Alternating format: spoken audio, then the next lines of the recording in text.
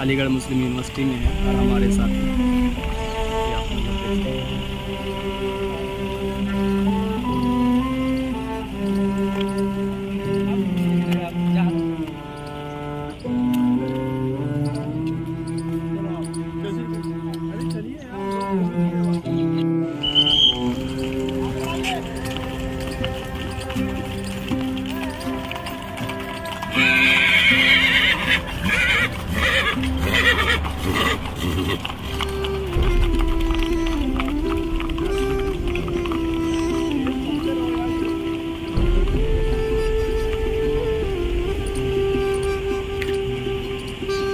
इस वक्त हम लोग सर सैयद के मौके पे अलीगढ़ मुस्लिम यूनिवर्सिटी में हैं और हमारे साथ